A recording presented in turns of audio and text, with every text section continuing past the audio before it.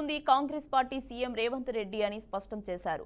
ఈ విషయంపై ప్రధాని మోదీ మాజీ సీఎం కేసీఆర్ కు సీఎం రేవంత్ రెడ్డి సవాల్ విసిరారు.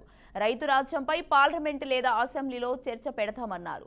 మోదీ వస్తారో కేసీఆర్ వస్తారో రండి అని అన్నారు. రేవంత్ వ్యాఖ్యలకు మాజీ మంత్రి కేటీఆర్ ప్రతి సవాల్ విసిరారు.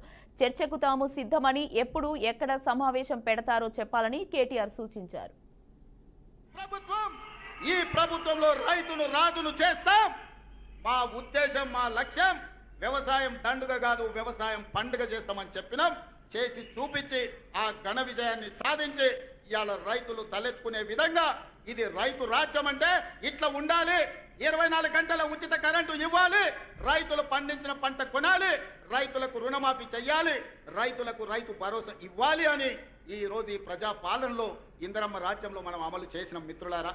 ఇలా ఎవరైనా సరే నేను సవాలు విసురుతున్నా, అది ఢిల్లీలో ఉండే మోడీ అయినా సరే, గల్లీలో ఉండే కేడీ అయినా సరే, చర్చ పెడతాం. పార్లమెంటులోనా అసెంబ్లీలోనా రైతు రాజ్యం ఎవరు తెచ్చిండ్రు, రైతులకు అండగా నిలబడ్డది ఎవరో తేల్చుకుందాం. రాండి చర్చలకు. కేసీఆర్ వస్తాడు, కేటీఆర్ వస్తాడు, కిషన్ రెడ్డి వస్తాడు, నరేంద్ర మోడీ వస్తాడు, కాంగ్రెస్ పార్టీ కార్యకర్తలను తీసుకొని నేను వస్తా అని సూటిగా సవాలు విసురుతున్న మిత్రులారా. ముఖ్యమంత్రి ముచ్చటపడుతుండు కాబట్టి ఇప్పుడైనా ఎప్పుడైనా ఎక్కడైనా మేము రెడీ చర్చకు. నేను ముఖ్యమంత్రి గారు పేరు తీసుకొని మరీ పిలిచిండు.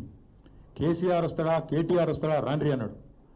నీకు కేసీఆర్ అంత లేదు కానీ మేము చాలు నీకు వస్తాం, మీరు ఎక్కడ పెడతారో పెట్టండి వస్తాం. కాకపోతే మేమంటే ఎప్పటికప్పుడు రెడీగా ఉంటాం, ఎందుకంటే ఇలా 10 ఏళ్ళు మునిగి తేలిన వాళ్ళం కాబట్టి మేము ఎప్పుడు రెడీ. కాకపోతే మీకు కొద్దిగా ప్రిపరేషన్ టైం కావాలి, మాకు తెలుసు. ఎందుకంటే మీ మంత్రులు గతంలో కూడా మేము శాసనసభలో మీరు ప్రతిపక్షంలో ఉన్నప్పుడు కూడా చర్చ పెడతామంటే మేము ప్రిపేర్ అయ్యి రాలేదండి అంటారు.